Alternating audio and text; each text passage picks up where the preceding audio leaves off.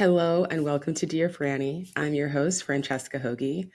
I hope that you are doing well, that you are staying safe, that you are doing what you can to protect your peace in this crazy world that we are living in right now. So many people feel incredibly disempowered about all the things that are going on in the world politically, um, climate change, the fires in Los Angeles, lots of things going on all over the globe. But one place where many people feel disempowered, where we really don't have to, because we actually do have more power than we realize, is when it comes to romantic relationships. And whether you are single, whether you are in a relationship, you have power to be a co-creator of the love life that you want to have. And I've just recorded this masterclass for the True Love Society about understanding your love assignment. And so if you're not a part of the True Love Society, I definitely encourage you to go to patreon.com/Dear Franny and you can join. You can start for free. The masterclass is only available to paid members, but it's $10 a month and you can cancel anytime. So I encourage you to check it out if this is something that's interesting to you. But I am going to give you in case you're not going to watch the masterclass, I still want to give you a little bit of guidance on how you can start to understand what love is asking of you right now. So I call this your love assignment, right? And so just like if you were in school, you don't show up on the first day of school and you're like, okay, I want to graduate, so I'm ready to graduate. Like, no, you still have to learn. You have to go through the process, right? You have to figure things out. You can discover things about yourself. There's knowledge that you need, there's skills that you need to learn. And I would really encourage you to think about your whole lifelong love journey in this same expansive way, meaning that you are being called always to learn how to be more loving. That's how to receive more love. That's how to give more love to yourself and to other people. And whether you are single and you haven't been on a date in 20 years, or date a lot, or you've been in a relationship for 20 years, it doesn't matter. You still have a love assignment. And the more that you are feeling stuck or frustrated or like you can't progress in your love journey, then the more that assignment is actually really critical. And so I want you to start to think about, well, where am I feeling stuck? So one of the things that I think is important to even start this conversation with is this concept of being lucky or unlucky in love. Because we are told in many ways by many people that some people are just lucky in love and some people aren't. And it is true that some people are naturally sort of set up to have an easier time when it comes to relationships. So for instance, if you grew up in a household where your parents were together and they were very loving and they communicated well with each other, and that modeled that behavior for you, then yeah, you might be at a little bit of a better advantage when it comes to knowing how to communicate or even believing that that's possible to have that type of relationship than someone who grew up in a very different family situation. But it's also just as though, just like there's some people who have an easier time learning to read or playing an instrument or speaking another language or, making friends. Like we all have things that we are naturally more inclined to do well, but it does not mean that, just like if you're not a musical savant, doesn't mean you can't learn how to play music and you can't be an amazing musician, right? And so it's the same thing with love. And I say that because I know that we don't think of love as something that has to do with skill. We are often just taught and thought and conditioned to think of love as something that is out of our control and it just happens. Okay. So the luck or the lack of luck is not what I want you to focus on, because regardless of what your history is, regardless of where you've been on your love journey and what's happened before now, you still, as long as you live and breathe, you are still on this love journey, and therefore you are still being called towards more. So that is what your love assignment is. So let's say that you are single and you have a goal to be in a healthy, committed partnership. Amazing goal. So does that mean that your love assignment is to meet your spouse? I mean, no, actually, right? Your love assignment before you get there is to even check in with yourself of what is my readiness to have that relationship, right? What is my ability to co-create the kind of relationship that I'm seeking? So in the dating phase, these assignments can be very, very obvious because perhaps your assignment is around how do you start to meet people more easily? How do you start to connect romantically with people more easily? It might be about discernment, right? How do you actually figure out sooner rather than later who is or who isn't a good match for you? How much are you paying attention when you're in that getting to know you phase, in that courtship process? Are you paying attention to how the other person is showing up and what that is going to tell you about what a relationship would be like with them if it came to that point, right? Are you paying attention to how you're showing up? Are you able to be vulnerable? Are you able to communicate? Are you able to respect other people's boundaries as well as communicate your own? Like, there's so many layers. Can you flirt, right? How is your romantic intuition? Are you good at telling when somebody is interested in you versus when they're not? Do you find yourself chasing a lot of people who are unavailable? Maybe you're at a place where you're very, very rarely attracted to anyone. And maybe your assignment right now is to start to expand your concept and your idea of what attraction and what is attractive to you. So, starting to expand and say, okay, well, have I ever been attracted to anybody who doesn't fit inside this narrow box that I've sort of constructed for myself? Am I willing? Am I willing to seek evidence that there are more types of people that I can be attracted to, right? That could really be your assignment. And if you are somebody who has a very rigid set of criteria for who you are willing to consider as a romantic partner, and it's not working for you, meaning you're having difficulty meeting people who meet that criteria, who are also ready for a relationship, who are also, able to co-create the kind of relationship that you want, who are also into you and are willing to put in that effort to move things forward with you, right? So you're not having to chase. So if you are having difficulty with actually forming relationships with people who meet your criteria, then it might be the case, especially if it's very rigid, it might be the case. It's like, well, what am I prioritizing here? And is that actually important? A really basic example of this. And you can also go to my website, which is francescahogi.com just francescahogi.com. But on my resources page, which is francescahogi.com/resources, you can take for totally free my aligned values exercise, which gets into what I'm going to talk about next, which is really understanding, well, what do I actually need in a relationship?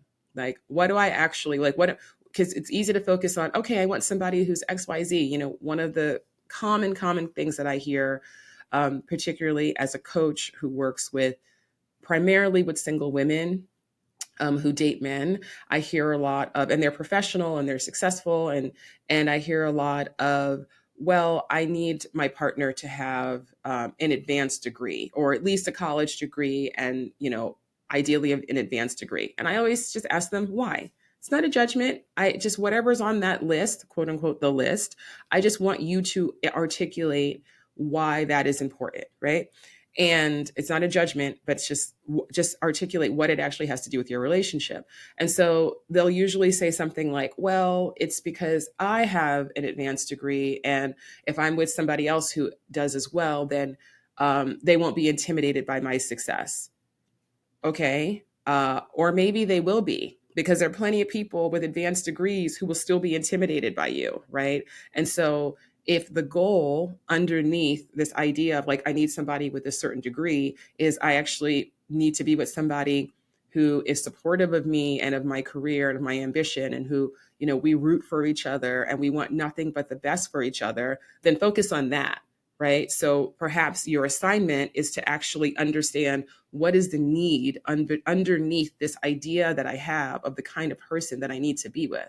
So the more that you can get to the root of what you actually care about, the more you can spend your precious time, your precious energy, your precious emotion focusing on the right things in your dating journey and also in your overall love journey. Because, if you've been in a relationship before, you know that once you get into a relationship, that's just a whole new chapter. And there's a whole new set of lessons for you to learn and a whole new set of skills for you to develop, especially if that relationship is going to last for a long time and you're going to go through a lot of different phases and life is going to continue to happen to both of you, right? And so hopefully you're going to understand like, oh, okay, I have some responsibility here in growing if I want this relationship to continue to thrive over time as we grow, as we evolve, as we change.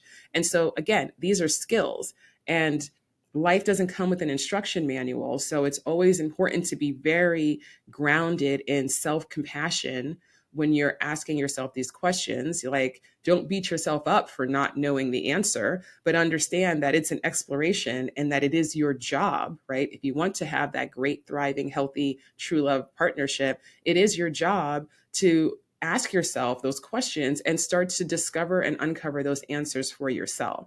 So your love assignment is just that. It's understanding what is my department, right? So I talk about this in my book, How to Find True Love. Thanks to everyone who's pre-ordered it. And if you haven't already, it's not too late. Pre-orders are important and I appreciate every single one. So thank you, thank you, thank you. You can also learn more about that on my website, but also in the show notes of this very episode. But anyway, so if you understand what your department is, because a lot of people are, especially in the dating phase, are very focused on where is the person, when am I going to meet them, how am I going to meet them, which dating app should I be on? And I'm not saying that, that's understandable that you're asking those questions, but you also have to look at, well, I don't have control over the timing, right? That's not your department. That's the universe's department. What's your department is looking at, well, what am I doing that is actually setting me up for success in love? How am I taking responsibility for making or at least encouraging my own luck? If I'm very focused on continuing to meet people, but I recognize that I'm only attracted to people who, for instance, don't treat me well, then guess what? Your assignment is about developing a stronger relationship with yourself and a better discernment and more of an ability to walk away when that person who shows up who doesn't treat you well, when they show up, you're like, oh, I know what this is and I don't want that. So I'm going to make a different choice, right? So that is your department. And that's what understanding your love assignment is all about. So I would just encourage you to start this process. Again, even if you don't do the masterclass, just start this process by reflecting on, where am I right now in this love journey, right? So it's a lifelong journey. What phase am I in right now? And what is my overarching love goal, right? So where do I want to head? And this is, romantically speaking. You could also do this just for love in general in your life, but this podcast is more about romantic love. So we're going to talk about that right now. And so you want to think about that. You want to identify that, but then say, okay, well, based on where I am right now, then what can I do? What am I being called to learn? What skill am I being called to develop? What new actions am I being called to take? What old actions am I being called to stop taking on the path to this overarching love goal? Because like I said, once you get there, it's going to be a new lesson. It's going to be a new chapter, right? So this is an ongoing inquiry that can really help you to have better and better and better relationships, higher level relationships, maintain the relationships that you're in. And if you're choosing the right partners who can grow with you, who can also understand that they have a love journey here and that they have responsibility for the direction that it's taking, then that is how you not only fall in love, but you stay in love for the long haul, right? But it's not a magical snap your fingers thing and you meet the right person and then all of a sudden everything magically works out. That is not how it works, okay? Your cooperation is required. And, I can look back and I can see how in some of my past relationships, I thought I was so ready and I was putting everything on my partner and it's like, oh, it's up to him and it's his fault and look what he's doing. But I can look back now, especially after, over 12 years of professionally helping other people get into romantic relationships, I'm like, oh, wow, I really was not understanding my own power and my own responsibility.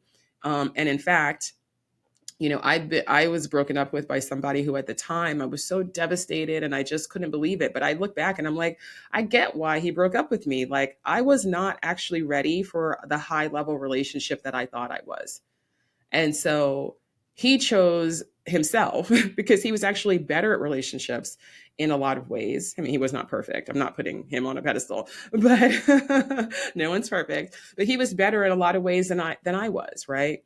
And so I had to recognize, oh, wait, I have some work to do here on being more vulnerable, on being more communicative, on not shutting down every time, I get triggered. That was a big thing that I used to do. And that's something that I've had to work on because that's my department. So that's how I am able to be in a higher level relationship now. That's why I am able to have much more peace and harmony and joy in my relationship now because I learned the hard way, as we often have to, where I was dropping the ball and where I was not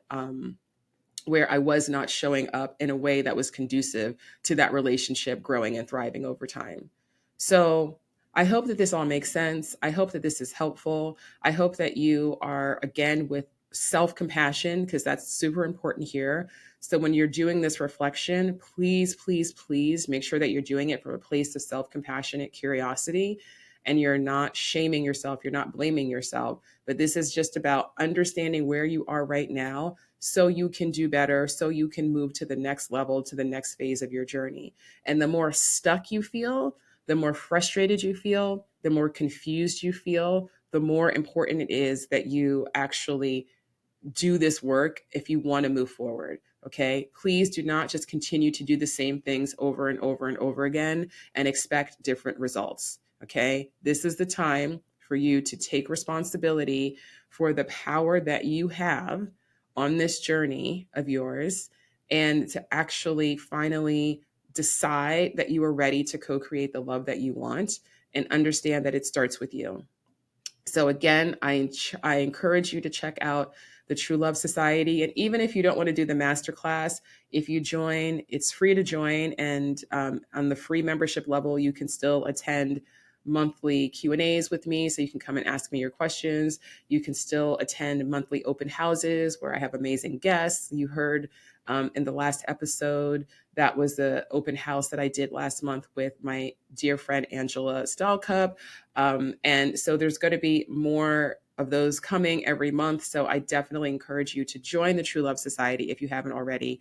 Everyone who wants to live a life that is rooted in love of self, have great relationships, is welcome to join, who is obviously respectful and kind, because it is a very safe space. And I have a strict boundary around that. So if that is something that appeals to you and that you want to honor, that, I invite you to join us at patreon.com/Dear Franny. Okay, so I hope that this has been helpful. I'm sending you so much love. I appreciate you so much for taking time out of your life to listen to this podcast. I appreciate you for following it, subscribing, rating it, reviewing it, sharing it, all the wonderful things that you do as my community. Thank you, thank you, thank you. And if you're new to the podcast, welcome, and I love you too. All right, everyone. Wherever you are in the world, stay safe, be well, and I will be back next week with a new episode. Okay, bye-bye.